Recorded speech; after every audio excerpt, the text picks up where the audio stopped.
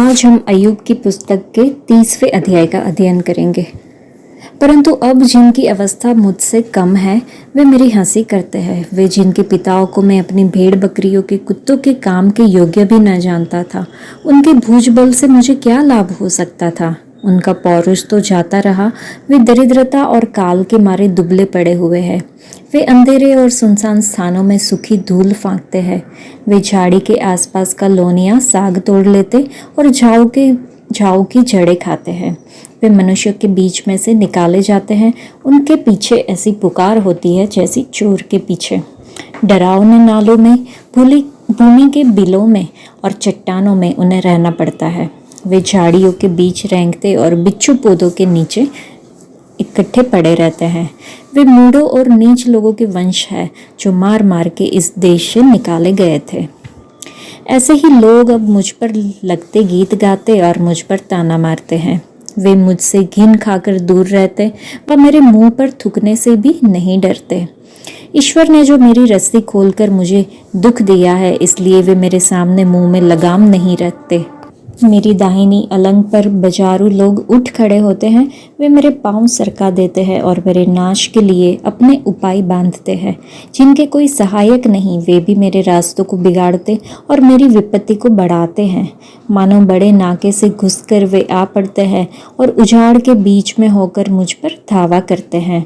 मुझ में घबराहट छा गई है और मेरा रईसपन मानो वायु से उड़ाया गया है और मेरा कुशल बादल की नाई जाता रहा। और अब मैं शोक सागर में डूबा जाता हूँ। दुख के दिनों ने मुझे जकड़ लिया है। रात को मेरी हड्डियाँ मेरे अंदर छिद जाती है और मेरी नसों में चैन नहीं पड़ती। मेरी बीमारी की बहुतायत से मेरे वस्त्र का रूप बदल गया है। वह मेरे कुर्ते के गले की नाई मुझसे लिपटी हुई है। उसने मुझको कीचड़ में फेंक दिया है और मैं मिट्टी और राख के तुल्य हो गया हूँ। मैं तेरी दुहाई देता हूँ परंतु तू नहीं सुनता। मैं खड़ा होता हूँ परंतु तू मेरी ओर घूरने लगता है। तू बदलकर मुझ पर कठोर हो गया है और अपने बली हाथ से मुझे सताता है। तू मुझे वायु पर सवार करके उड़ाता है और आंधी के पानी में मुझे गला देता है। हाँ, मुझे निश्चय है कि तू मुझे मृत्यु के वश में कर देगा और उस घर में पहुंचाएगा जो सब जीवित प्राणियों के लिए ठहराया गया है। तो भी क्या कोई गिरते समय हाथ न बढ़ाएगा और क्या कोई विपत्ति के समय दुहाई न देगा? क्या मैं उसके लिए रोता नहीं था जिसके दुर्दिन आते थे? और क्या दरिद्र जन के कारण मैं प्राण में दुखित न होता था? जब मैं कुशल का मार्ग जोता था तब विपत्ति आ पड़ती, और जब मैं उजियाले का आसरा लगाया था तब अंधकार छा गया। मेरी अंतड़ियाँ निरंतर उबलती रहती है और आराम नहीं पाती। मेरे दुख के दिन आ गए हैं।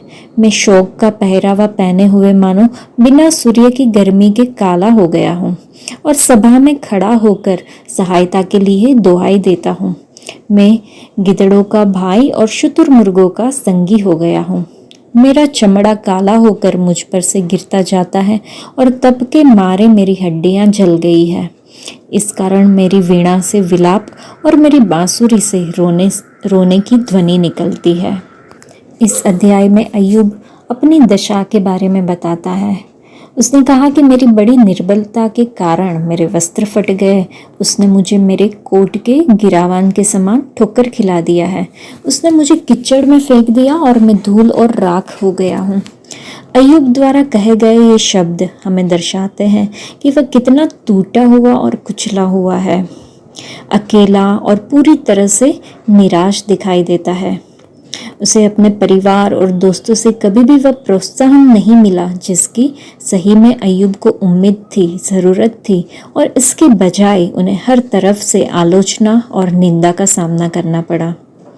क्या हमने भी अपने जीवन में कुछ ऐसा अनुभव कभी किया है? यह सिर्फ एक सांसारिक तरीका है कि जब आप सफल होंगे तो आप अपनी उपलब्धियों से प्रसन्न होकर लोगों के साथ घूम रहे होंगे, लेकिन जब आप निराशा के गर्त में होंगे तो वही लोग जो आपके आसपास थे आपके अच्छे टाइम पे, वही लोग आपका मजाक उड़ाएंगे और आपको दोषी ठहराएंगे, आपको कोसेंगे। कैसी विरोधाभासी स्थिति है ना? ऐसे क्षण बहुत ही दर्दनाक हो सकते हैं। उस समय के दौरान कोई केवल किसी से एक सांत्वनादायक शब्द सुनना चाहता होता है। अय्यूब इतना टूट गया कि उसने परमेश्वर से शिकायत की। इसी तरह जब हम भी पूरी तरह से टूट जाते हैं तो परमेश्वर को ईमानदारी से ये बताना बिल्कुल ठीक है कि हम कैसा महसूस करते हैं। अंत में ये परमेश्वर ही है जिसके पास हम इन सभी तूफानों से बचने की शक्ति को पा सकते हैं। वह टूटे और दुखी दिल को कभी दूर नहीं करता है परमेश्वर।